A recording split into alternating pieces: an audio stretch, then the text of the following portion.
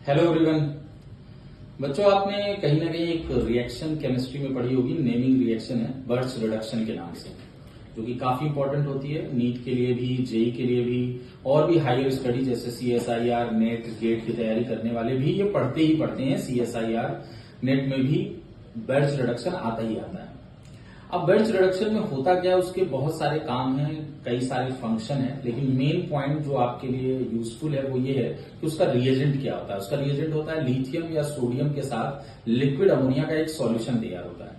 अब वो various substrate को, वेरियस रिएक्टेंट को रिड्यूस करने का काम करता है। लेकिन यहां पर जो मैं आज आपसे एक पॉइंट डिस्कस करने वाला हूं वो ये है कि दो टाइप का एल्कीन है।